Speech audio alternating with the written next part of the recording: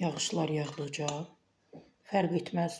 Bir gün yağsın, bir saat, yarım saat fəsadları həmən görünür. İnsanlara problem yaranır.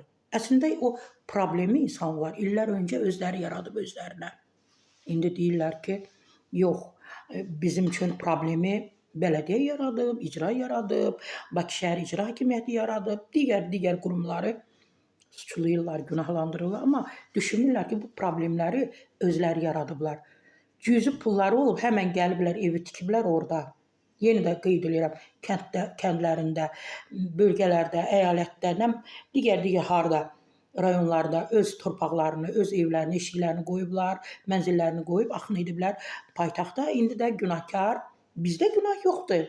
Günah bir yerdə dedi, eşitdim deyir ki, biz evi tikmişik, biz evi tikəndən sonra bu boruları gəlib çəkiblər.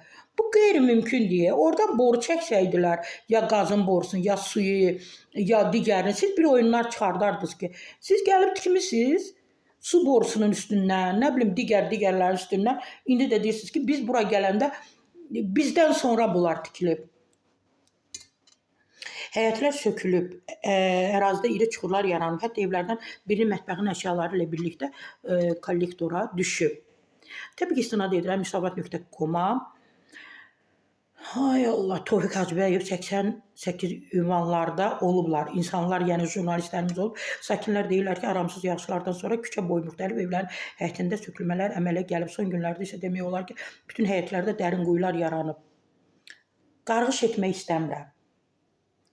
Amma bəzi adamlar var, doğma ata, anasının, babasının o dünyaya göz açdığı o kəndi, kəsəyi, evi qoyub, bax gəlin sorğu keçirək, o adamların sənədləri yoxlansın, hamı yenicə köçüb gəlib, 5 ildir, 6 ildir, 10 ildir, narazıdırlar.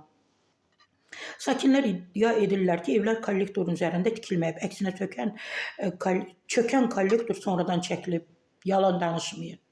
Onlar mövcud vəziyyətlə bağlı əlaqədar qurumlara da müraciət ediblər. Məsələ ilə əlaqədar iri şəhərlərin Birləşmiş Su Təchizat Xidmətindən bildirilir ki, kollektorun üzərində inşa edilmiş tikililərin yaratdığı yüklənmə nəticəsində şəbəkədə təbii ki, qəza baş verib. Su və tullantı su kollektorlarının magistral və paylayıcı xətlərin üzərində, eləcə də onların mühafizə zoologlarında hər hansı tikinti işlərinin aparılması qanunvericiliyə ziddir. Bəli, deməyin, onlara sübut edin. Onlara sübut edin ki, bacı gəlib, qardaşı da gəlib onun yanına, qardaşının o biri bacısı gəlib, bir oğlu, xaloğlu, bir küçə demək olar, hamısı qohum əqraba gəliblər orada torpağın üzərində bir sotun, hərə bir sot torpağın üzərində uca mənzillər tikiblər. Bəs bilmirdiniz, nəticə belə olacaq? İndi də günahkar, suçlu qurumları, dövlət qurumlarını edirlər.